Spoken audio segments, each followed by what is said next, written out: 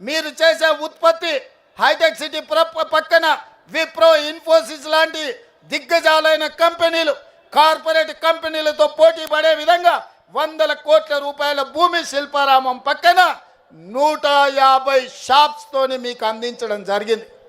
మీరు నలుమూలల నిర్మల్ పెయింటింగ్స్ కావచ్చు, ఆదిలాబాదులో గిరిజనుల కళా వృత్తులు కావచ్చు, తెలంగాణ రాష్ట్రం నలుమూలలో వంటలు కావచ్చు, లేకపోతే తిను బండారాలు కావచ్చు, మీరు చేసే ఉత్పత్తులు అంతర్జాతీయ మార్కెట్ కలిగే విధంగా హైటెక్ సిటీ పక్కన మీకు ఇందిరా మహిళా శక్తి ఒక బజార్ను, ఒక మార్కెట్ హబ్ను మీకోసం క్రియేట్ చేసినాం.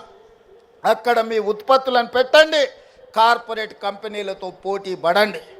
100% అన్ని రకాలుగా మేము అండగా ఉంటాం.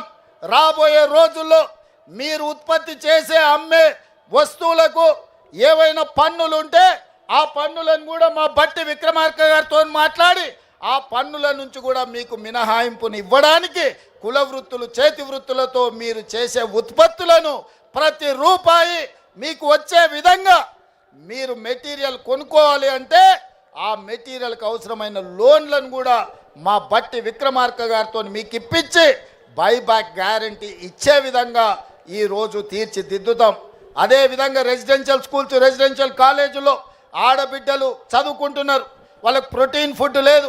మీరు ఉత్పత్తి చేసిన ఏ మండలంలో ఆ మండలంలో హాస్టళ్ళకి సరఫరా చేసే విధంగా మీ పిల్లలకు మంచి భోజనం, మంచి ఉత్పత్తులు అందించే విధంగా భవిష్యత్తులో నిర్ణయం తీసుకోబోతున్నాం.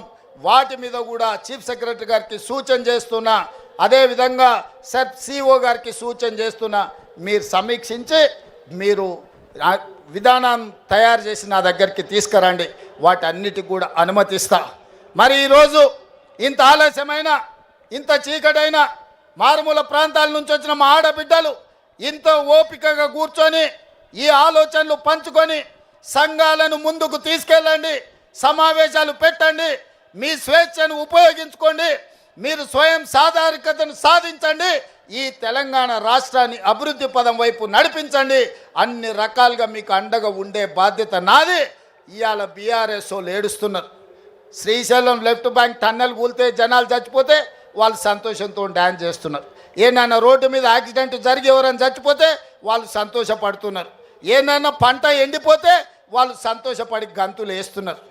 ఇంత పైశాచిక ఆనందం ఎక్కడ నన్ను ఉంటుందా? ఏందే వాళ్ళ ఆలోచన?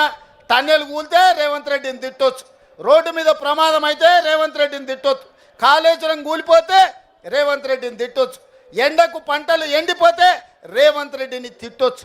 నన్ను తిట్టడం కోసం మీ పైశాచిక ఆనందం మంచిదా అని బీఆర్ఎస్ వాళ్ళు నేను అడుగుతున్నా.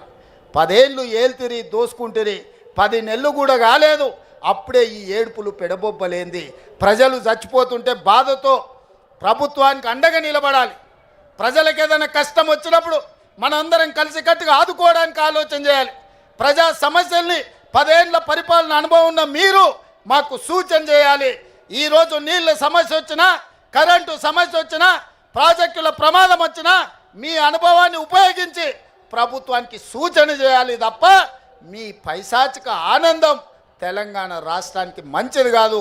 పైశాచిక ఆనందం పొందినోడు ఎవడు, బాగుపడ్డోడు ఎప్పుడు చరిత్రలో చూడలే. పురాణాల నుంచి నిన్న మొన్నటి ఎన్నికల వరకు ఈ పైశాచిక ఆనందం ఉన్నోళ్ళు బాగుపడ్డది సంగతే లేదు. అందుకే మీ ఏడుపు ఆపండి, అభివృద్ధిలో భాగస్వాములు కాండి. ఈరోజు జరుగుతున్న కులగణనలో మీ పేర్లు నమోదు చేసుకోండి. మా ఆడబిడ్డలు చేసే అభివృద్ధిలో కూడా మీరు భాగస్వాములు కావాలి. మా ఆడబిడ్డలు పట్టుదలతోని ముందు